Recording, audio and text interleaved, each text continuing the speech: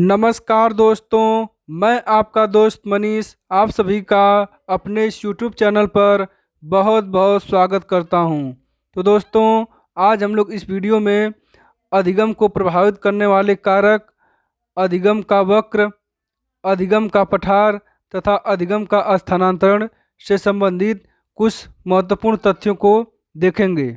तो आइए हम लोग देखते हैं कि अधिगम को प्रभावित करने वाले कौन कौन से कारक होते हैं।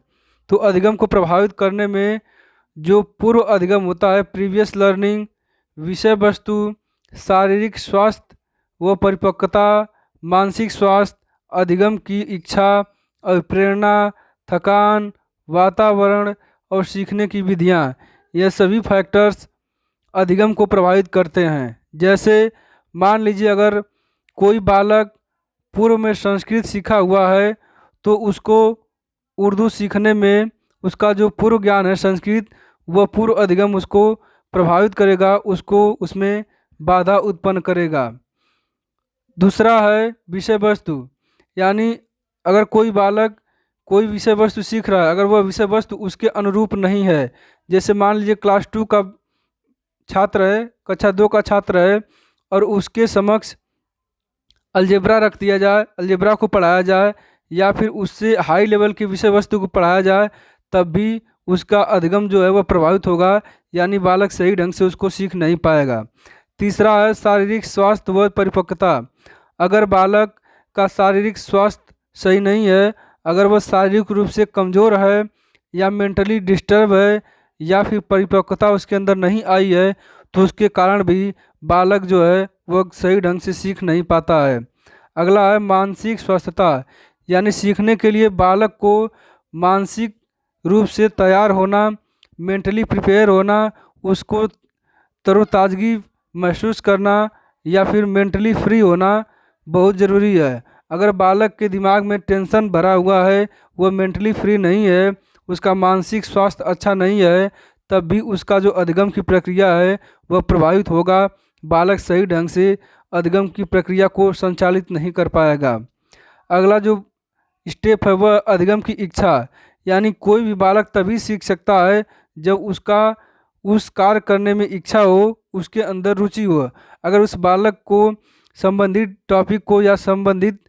विषय वस्तु को सीखने में कोई भी रुचि नहीं है, कोई भी इच्छा नहीं है, तो बालक उसको नहीं सीख पाएगा, उसका जो अधिगम प्रक्रिया है वह प्रभावित हो जाएगा। जैसे अगर बालक जो है उसको मैथ सीखने में बिल्कुल भी रुचि नहीं है, बिल्कुल भी इच्छा नहीं है, तो उसको अगर लाख कोई टीचर पढ़ा ले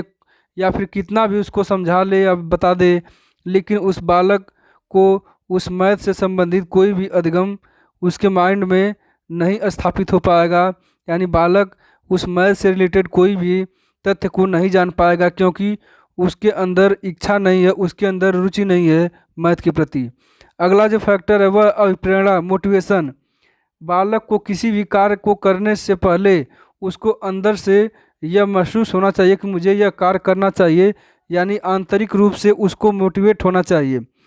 बाहरी रूप से नहीं, क्योंकि बाहरी रूप से दिया गया अभिप्रेरणा वो कुछ समय के लिए ही होता है, लेकिन अगर बालक खुद उस विषय वस्तु को समझता है, अंदर से मोटिवेट होता है कि अगर मैं अच्छे ढंग से तैयारी करूँगा, अच्छे से अगर सुपर टेट की तैयारी करूँगा तो मुझे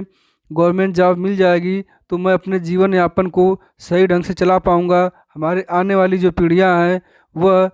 उनका जो परवरिश है वह अच्छे ढंग से हो पाएगा। यानी बालक अगर आंतरिक रूप से मोटिवेट है, तब वह किसी भी क्रिया को करने के लिए या फिर किसी भी विषय वस्तु को सीखने के लिए तत्पर रहेगा या फिर उसमें ध्यान लगाएगा। अगला है थकान, फैटिग।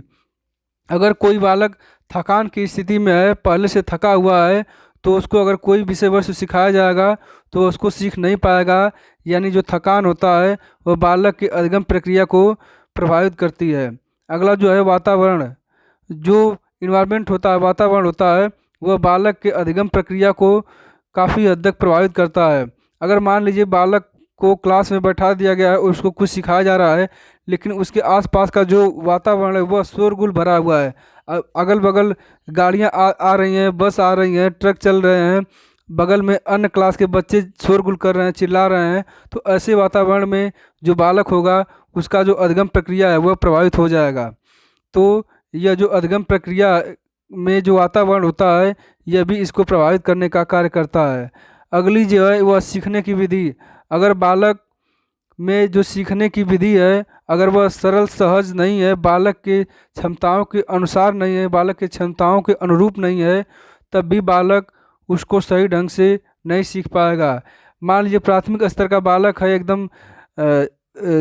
केजी मतलब नर्सरी क्लास का बालक है, और उसको अगर हाई लेवल का कुछ सिखा दिया जाए या फिर उसको जो सीखने की प्रक्रिया है वह व्याख्यात्मक तरीके से या फिर संश्लेषण अथवा विश्लेषण तरीके से उसको सिखाया जाए तो बालक वह नहीं सीख पाएगा। यानी अगर बालक को सिखाने के लिए जो विधियां हैं वह अगर सही विधियां उसको लेवल के अनुसार, उसके स्तर के अनुसार अगर प्रयोग नहीं की जाएंगी, तब भी बालक का जो अधिगम स्तर है, अधिगम की प्रक्रिया है, वो काफ़ी हद तक प्रभावित हो जाएगा। तो जो बालक के